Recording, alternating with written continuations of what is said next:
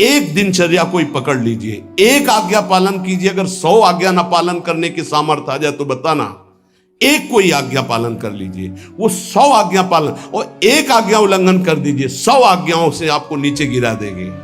एक दिनचर्या पालन कर लीजिए, आप अपने मन को आज्ञा पर लगा दीजिए, एक दिनचर्या पालन कर लीजिए। कौन सी दिनचर्या ऐसी कठिन है जो आप पालन नहीं कर सकते? मैंने एक यूरोप का आदमी था, वो बहुत अमीर था। वो मरते समय घर वालों को कहा कि मैं एक वसीयत लिखा है, वो मुझे पढ़ने को मिली उस दिन। पूज्य नारायण स्वामी जी कह रहे हैं, उसमें कोई रुपया पैसा की वसीयत नहीं थी। उसने एक बहुत मोटे अक्षरों में शब्द पूरा खाली, पूरी डायरी खाली, केवल एक शब्द, और कहा मैं ये वसीयत आप लोगों को लिख कर, time is money in the world. सही शब्द है कि गलत है? वो वर्ड होगा, हाँ, क्योंकि ज्यादा पढ़े लिखे। Time is money in the world. दुनिया में सबसे बड़ी संपत्ति समय है।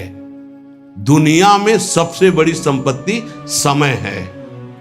जब से मैंने ये पढ़ा तो इस दास ने समय की सदैव कद्र की है, हर समय को सार्थक किया है। या निरर्थक करने में समय की सार्थकता समझ रहे हैं। निरर्थक सोना, निरर्थक बातें करना, बिना भजन के जो सेकंड गया व्यर्थ गया। बहुत सुंदर बात है। जिसने समय की कीमत पहचान ली वो सबसे बड़ा संपत्तिवान। Time is money in the world. संसार में समय ही सबसे बड़ी संपत्ति है। समय की सदुपयोग वृत्ति, राधा राधा राधा राधा, इसको पाबंदी में बांधिए, तुम्हारा लोक परलोक दोनों सुधर जाएगा। समय को एक, इस समय ये, इस समय ये, इस समय ये, इस समय। परसों जब इसी का सत्संग हुआ था तो ये हुआ था कि यदि आपने किसी को 5 बजे का समय दिया तो 5 मिनट पहले पहुंच जाइए। यह साधक का लक्षण होता है। अगर 3:30 बजे से वाणी पाठ होता है तो आपको यहां 3 सवा 3 बजे ही उपस्थित हो जाना चाहिए। आप सर्वांतर्यामी भगवान के द्वारा दिया हुआ दिव्य मानव देह और दिव्य सत्संग और इसको दिव्य बनाने का अवसर खो मत।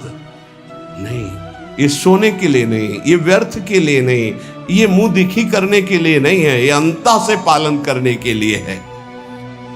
जब से मैंने ये शब्द पढ़ा था time is money in the world, तो अपने जीवन में कभी 1 मिनट भी व्यर्थ नहीं खोने दे। 1 मिनट भी। देखो, यही लगन नींद पर विजय प्राप्त करवाती है। यही लगन कि मुझे समय बर्बाद नहीं करना, जितना अधिक से अधिक भजन।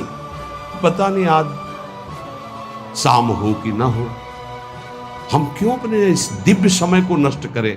पर लोग समय कटता नहीं है, इसलिए टेलीविजन और कई कई प्रकार की बहिर्मुख वृत्तियों को स्वीकार करते हैं कि समय काटना है। बोले समय नहीं कटता। और सही पूछो तो भगवान से मनाया जाता है कि नींद ना आवे, कभी ये रात्रि ना हो, इसके लिए कि मैं रात्रि हो गई तो 10 घंटे 8 घंटे सो रहा हूं। नहीं, रात दिन भजन, जाना है यहां से। पता नहीं आप लोगों के दिमाग में है कि नहीं है। हर समय बात है कि जाना है। कोई भी मिनट आखिरी हो सकता है। बिल्कुल चलो, जाना है। फिर किस बात के लिए उदास हो जाना, निराश हो जाना। क्योंकि ये पक्का पता मुझे जाना है। कहां जाना है? लाडली जी के पास जाना है। जिनके लिए तरस रहे उनके पास जाना है। तो उसमें कोई भय है क्या कि जाना?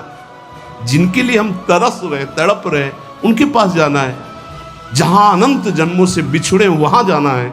कोई आश्चर्य की बात है, कोई दुख की बात है, कोई घटना की बात है।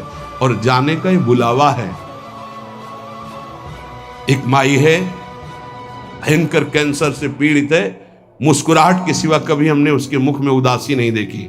जब प्रणाम करके बाद, बहुत कृपा है लाडली जी की, बहुत कृपा है गुरु जी की। यह जीवन है। आपके अंदर अगर थोड़ी देर सोचो कि कैंसर की रिपोर्ट आ गई, अब कैसा लगेगा? कैसा लगेगा? तो भगवान ने हमें क्या दिया है? थोड़ी देर आंख बंद करके सोचो, यदि तुम्हारी आंखें ज्योति रहित हो जाए तो कैसा लगेगा? घबराहट पैदा हो जाएगी। आप देखो, अभी आंख बंद करो, सोचो अगर ये सदा सदा के लिए ऐसी हो गई तो भगवान ने कितनी कृपा दी। तुम सुन सकते हो, बोल सकते हो, देख सकते हो, सूंघ सकते हो, चल सकते हो, अभी स्वस्थ हो। समय की कदर करो, नहीं ये समय निकला चला जा रहा है, ये वापस नहीं आने वाला। और स्थिति ऐसी बना लो कि हर स्थिति में तुम्हारा मंजीरा बजने से रुके ना। पक्का जब भीषण कष्ट की स्थिति थी तब भी कहते थे व्हील चेयर में बैठा लो, हमारा नियम है इस समय बाहर निकलकर 4 चक्कर लगाना, आप लगाओ चक्कर। नहीं, ऐसे नहीं बैठा नहीं, हमारा नियम, और जो नियम है उठाओ, हमको टांग के ले चलो, हमारा शरीर का संस्कार करो, वैसा चलो टाइम बाय टाइम। ये क्यों हुआ? बचपन से इसका अभ्यास और भगवदाश्रय। इसीलिए सबसे प्रार्थना करते हैं, ये किसी एक के लिए नहीं है। व्याधि मंदिरम शरीरम व्याधि मंदिरम, कौन सा देवता प्रकट हो जाए?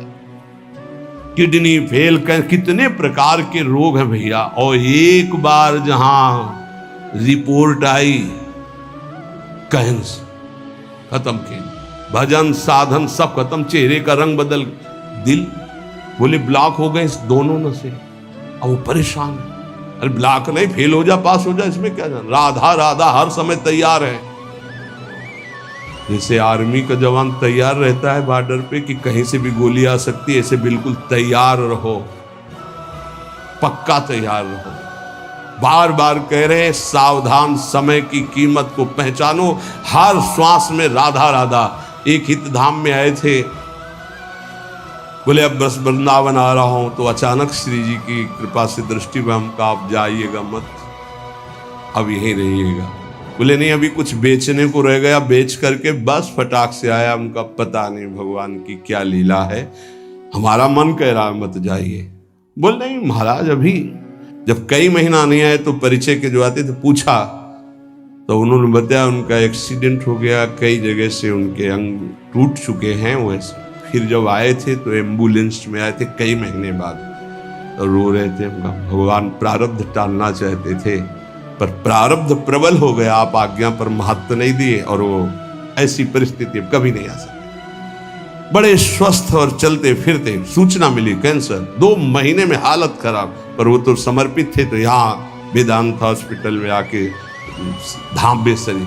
कुछ भरोसा नहीं इसका, जो बहुत अकड़ के चल रहे हैं और लंबा समय इतना कमा के रख दें कि 7 पीढ़ियां तक खाती चले जाएं। बड़ा व्यवस्था के ऊपर व्यवस्था, ये नहीं सोच रहे यहां से जाने की तैयारी हम क्या कर रहे हैं। नारायण स्वामी जी कहते हैं, गोस्वामी तुलसीदास जी महाराज के दोहे हम अपने जीवन में सामने रखा है, आप भी सुन लीजिए। सत्य वचन आधीनता परतीय मातु समान, इतने में हरि ना मिले तो तुलसीदास जवान। मैं इस बात की गारंटी लेता हूं कि यदि आप वाणी से सत्य बोलेंगे और भगवान की अधीनता और पराई माता बहनों के मात्र दृष्टि से, तो तुम्हें भगवान मिल जाएंगे पक्का। इतने में ना मिले तो इसकी जमानत मैं लेता हूं, गारंटी मैं लेता हूं, निश्चित भगवान मिलेंगे। मैंने बहुत इस दोहे को सामने रखा है, सत्य वचन और भगवान की आधीनता और परतीय मातु समान, इतने में हरि ना मिले तो तुलसीदास जवान। आधीनता का साधन एकमात्र भगवान का दृढ़ भरोसा। जब मैं गोमती नदी के किनारे भजन किया, नारायण की आज्ञा से, अलग अलग आज्ञा होती जाती थी भगवान की, तो वहां से चाहे वो हिंदू हो, चाहे वो मुसलमान हो, चाहे ईसाई हो, कोई भी निकले, हमको सबको नारायण दिखाई दे, सब में नारायण दिखाई देते थे। सबकी चरण रज माथे पे लगाता, सबकी चरण रज माथे पे लगा। अगर कोई इस साधन को कर ले तो बहुत जल्दी देहाभिमान गलित हो जाए। पूज्य राधा बाबा जी ने भी वर्णन किया कि मुझे और किसी से द्वेष नहीं था, अंग्रेजों से द्वेष था, क्योंकि इन्होंने जब हमारे देश पर अधिकार किया तो बहुत अत्याचार किया। उसमें पूज्य बाबा भी देश स्वतंत्रता के उसमें जेल में गए थे, तो उन्होंने देखा था कैसे भारतवासियों के साथ बर्ताव होता है। बूटों में कीलें गड़ी हुई थी, बाबा के जीवन चरित्र में पढ़ा तो जो उनके सामने सर न झुकाता, गिरा के छाती की पसुरियों पर ऐसे कूदते और बड़ी बुरी दशा से उसको मारते थे। बाबा का भी, बाबा ने जब पीछे से आ रहा था अधिकारी तो बाबा ने सर नहीं झुकाया कि चाहे मार डाले मैं इसके विदेशी के आगे सर नहीं झुकाऊंगा। बस पीछे वाले ने कहा झुका दो, उन्होंने कहा नहीं कटवा सकता हूं, झुका नहीं सकता। राधा बाबा बड़े जिद्दी स्वभाव के थे। इतने में जो ही नंबर बाबा का आया वो सामने आने वाला था तो ऑफिस में कुछ ऐसा बड़ाम से हुआ, क्या हुआ भगा तो उस दिन, फिर दूसरे दिन ट्रांसफर हो गया दूसरी जेल। तो बाबा को बहुत घृणा थी, गोरा देखते ही अंदर से उनको जलन पैदा हो जाती कि हमारे हिंदुस्तानियों पर इतना अत्याचार करने वाले ये। अंदर से आया कि भगवान की प्राप्ति करनी तो अजात शत्रुता आनी चाहिए, ये ठीक नहीं। तो गंगा के किनारे घाट पे बैठ जाते और जब कोई जैसे अंग्रेज निकलता तो चरण धूलि माथे पे लगाते, वो कोई पैसा चढ़ा देता तो छोड़ के चल देते।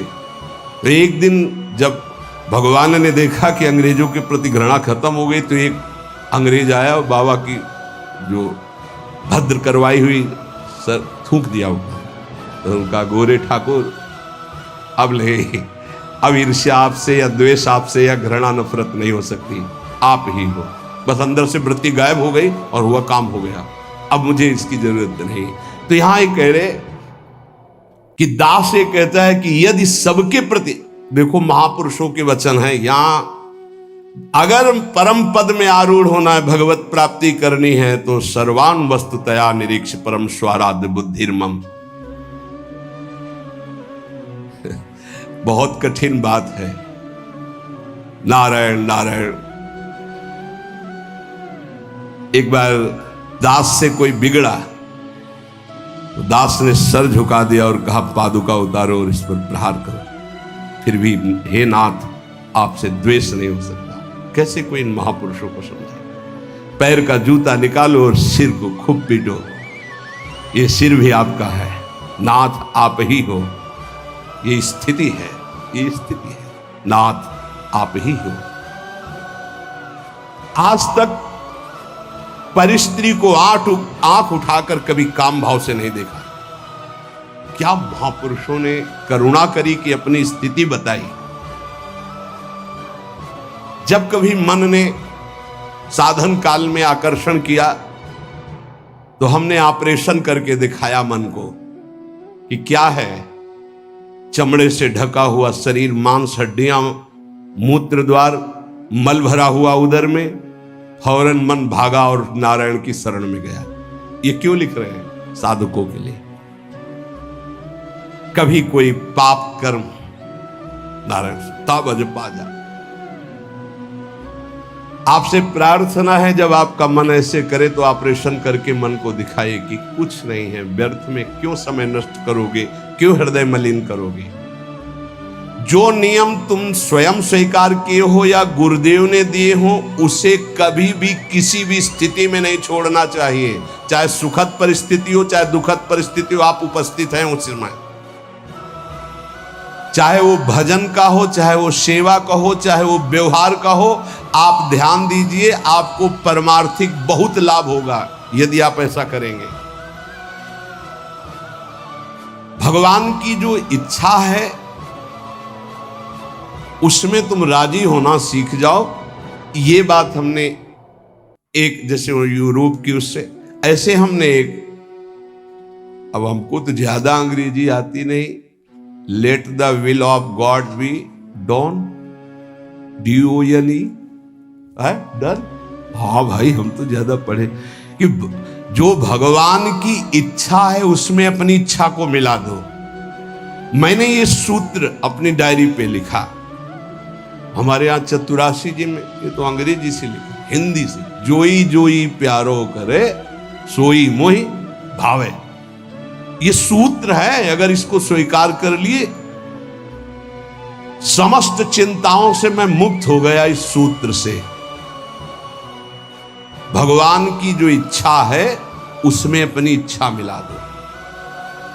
लेकिन इतना भजन होना चाहिए कि ये पता चले कि भगवान की इच्छा है कि मेरी इच्छा है। इसमें समझना ही तो सब भगवान की इच्छा मान के फिर कहेंगे कि भगवान की इच्छा के बिना पत्ता नहीं हिलता है, तो जितना पापाचरण वो सब भगवान की इच्छा से नहीं, ऐसा नहीं। इसीलिए विवेक की आवश्यकता है, मन के संकल्प को और भगवत इच्छा को देखना। कैसे जानेंगे भगवान की इच्छा है और कैसे जानेंगे मन की इच्छा है? जो इंद्रियों की विलासता का संकल्प बना करके कार्य किया जाता है वो मन की इच्छा होती है, और जो बिना संकल्प के अकस्मात, वो भगवान की इच्छा। जैसे हम जा रहे हैं, किसी को जरा सा धक्का लग गया, उसने पीट दिया हमको, ये मेरा कोई संकल्प नहीं था, या अचानक कोई ऐसी घटना घट गई, सामने वाले को दुख पहुंच गया, मेरा संकल्प नहीं था, या किसी भी तरह की कोई, वो भागवतिक होता है विधान। हम उसमें अपनी इच्छा, मन के संकल्प के द्वारा जो इंद्रिय जनित, वासना जनित, वो भगवान की इच्छा नहीं होती। पर इतना अंतर्मुख साधक हो तभी तो पहचान पाएगा। सारी चिंताओं से मैं मुक्त हो गया जिस दिन ये सूत्र पढ़ा। अर्थ उसका है कि भगवान की जो इच्छा है उसमें अपनी इच्छा को मिला दिया। जोई जोई प्यारो करे सोई मुहि भावे। इस दास ने देखा कि जब अपनी इच्छा भगवान की इच्छा में मिला दिया तो चराचर जगत से हमें कृपा प्राप्त होने लगी। जहां पर कृपा राम की हुई ता पर कृपा करे सब कोई। अपनी इच्छा ही भगवत कृपा में बाधक है। अगर अपनी इच्छा भगवत कृपा में मिला दे तो चराचर जगत से भगवान कृपा करने लगेंगे। योग वासिष्ठ में इस दास ने एक सूत्र पढ़ा, पुरुषार्थ ही परम दैव है। दैव, दैवी शक्ति।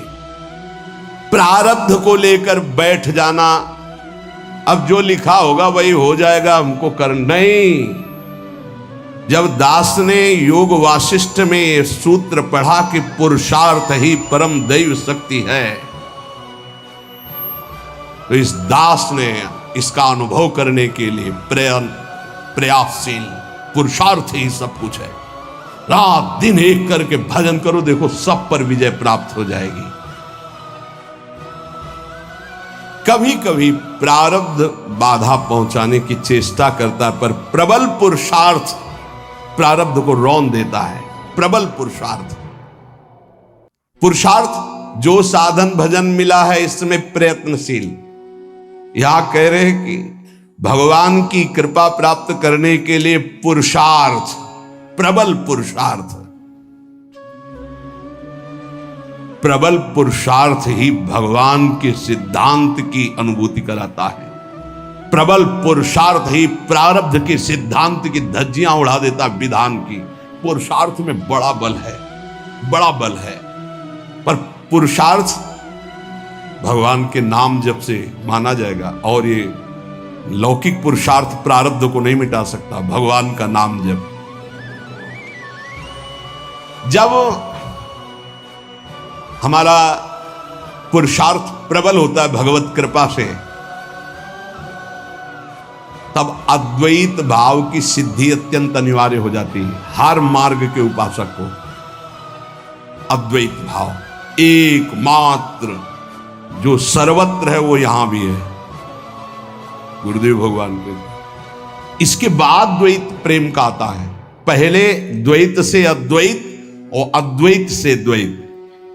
अपने इष्ट देव को सर्वत्र देखने की चेष्टा करे, किसी भी अन्य अपने इष्ट देव के नाम रूप की निंदा अवहेलना ना कर दे, नहीं तो अपने इष्ट देव की भक्ति में फर्क पड़ जाएगा। जैसे परिक्रमा लगा रहे हैं, रास्ते में हनुमान जी का मंदिर है, आरती हो रही है, अरे क्या हनुमान जी, हम तो नहीं, महाभागवत है। आधा मिनट रुके, हाथ जोड़े खड़े हैं, आरती के दर्शन कर रहे हैं। राधा वल्लभ लाल आप इस रूप में हो, जय हो श्री राधा वल्लभ लाल की जय। आगे बढ़ो। देखा किसी भगवान की झांकी जा रही है, पंचांग प्रणाम किया, राधा वल्लभ लाल की। ये वैष्णव धर्म, ये उपासना का मार्ग है। ये नहीं कि अवहेलना करना, ऐसा नहीं है। हाँ, हम दर्शन करने नहीं गए, सामने से गुजर रहे थे, किसी को भी। ये अपने स्वामी नारायण की कृपा से जाना, इस मर्यादा को सदैव उपासक सुरक्षित रखे। कोई भी भगवान की सवारी जा रहे, कोई भी भक्त जा रहे, सबकी चरण धूल में नमस्कार। एक और साधन अजपा जाप के लिए आवश्यक है, अगर आप कर सके तो अमावस्या और पूर्णिमा के दिन उपवास करना सीख ले। अमावस्या नारायण स्वामी जी का अपना अनुभव, हम ये व्रत रूप में नहीं कह रहे, ये हम भजन बढ़ाने के लिए कह रहे हैं। ये दत्तात्रेय महाराज जी के ग्रंथ में मैंने पाया था, उसी दिन से हमने शुरू कर दिया नारायण स्वामी। उसे अच्छा है, एक दिन अगर उपवास रहेगा तो आंतों को थोड़ा अवसर भी मिल जाएगा। पूर्णिमा और अमावस्या के दिन उपवास का देख लो, अगर ऐसा लगे तो ठीक है, नहीं तो थोड़ा प्रसाद पाके।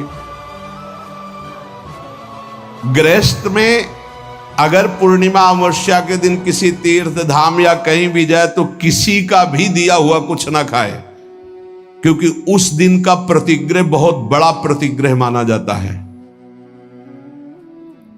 ये जो हलवा पूड़ी बिटता है ना, वो खाते हुए रास्ते में चलते हुए मना है। अगर वास्तविक पुण्य कमाने तीर्थ यात्रा या धर्म क्षेत्रों में जाते हैं गृहस्थी में। दास को ये जब दत्तात्रेय जी की वाणी से पता चला तो जीवन भर के लिए नियम ले लिया कि पूर्णिमा और अमावस्या को भोजन ही नहीं करना। मुझे ये लगता है कि उपासक को भजन के लिए अनिवार्य है ऐसा करना। त्याग और संतोष, ये साधु का तो धन होता है, साधक का तो धन होता है। ज्ञान और भजन ये उसका फल होता है। हर समय भजन और ये ज्ञान है कि सर्वत्र मेरे प्रभु। त्याग ये स्वभाव में बैठा होता है, संतोष ये स्वभाव में बैठा होता है। ये जो मूर्ति पूजा की अवहेलना करते, इन लोगों की बात मत सुनना। मैं स्वयं अपने भगवान नारायण की कृपा से अनुभव किया है कि मूर्ति पूजा से बहुत जल्दी भगवान प्रसन्न होते हैं। इस दास का अनुभव भी है नारायण की आज्ञा से। सेवा करते समय मन बहुत जल्दी इष्ट में आसक्त हो जाता है। अन्य समय भागेगा लेकिन सेवा में आसक्त हो जाएगा, क्योंकि मन की एकाग्रता सेव्य घसीट लेते हैं। इसको खिलवाड़ न समझे जो प्रभु की सेवा हो रही है। दास को जब नारायण ने आदेश किया तो इसमें बहुत सुख मिला।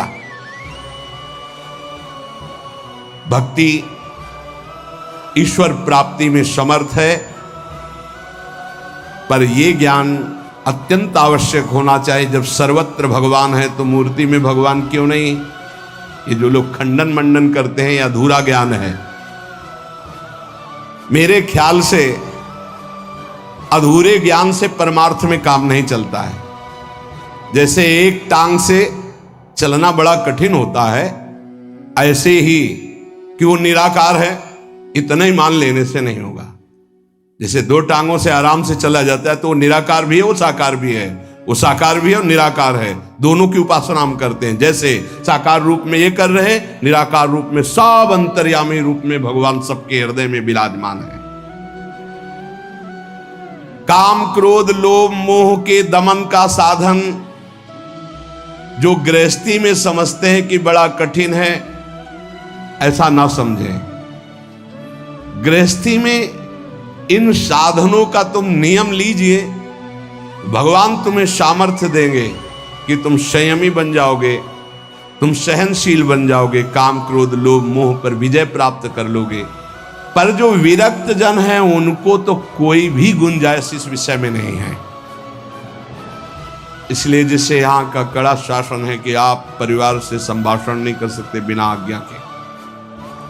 वो भी आज्ञा होगी तो आप कुछ क्षण बैठिए यहाँ राधा के कुंज में बैठकर ही बात, उसका मतलब कोई वैर नहीं है, आपके राग के नाश की बात है। आपका राग नष्ट हो जाए, खत्म खेल।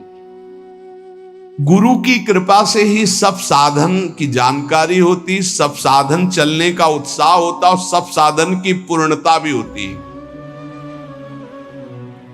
सदा अंतर में गुरुदेव भगवान बैठ करके साधन की प्रेरणा करते हैं, कराते हैं और सफलता प्राप्त कराते हैं।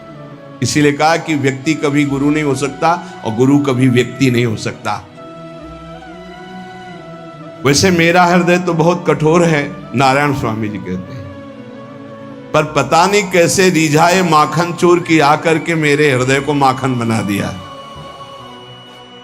भगवत कृपा से, गुरुदेव नारायण की कृपा से दयालु श्री कृष्ण के चरणारविंद में चित्तवृत्ति अर्पित हो चुकी है। ये आखिरी उतार। अब तो दास जैसे जी रहा है वो आखिरी दोहा तुम्हें बता रहा हूं। 3 टूक कौपीन के अरुभाजी बिन नोन, रघुवर जाके उर्वसय इंद्र बापुरो कौन। ये मेरा जीवन है नारायण स्वामी। एक रस्सी, एक टाट की लगोटी और बिना नमक की सब्जी।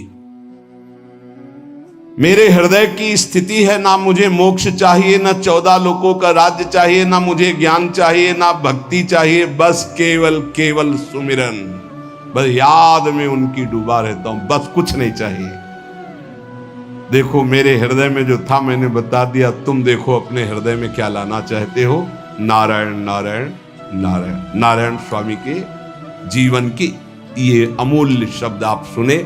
महापुरुषों के अनुभव खोज खोज कर इसलिए सुनाए जा रहे हैं कि कोई भी महापुरुष पर श्रद्धा हो जाए, किसी भी महापुरुष के वचन आप स्वीकार कर लें, आपका जीवन कृतार्थ हो जाए, आपका भजन चलने लगे, आप विषयों से निवृत्त हो जाएं, आप दुखों से बचकर भगवत प्राप्ति कर लें। शेष चल जाए। श्री राधा वल्लभ लाल की।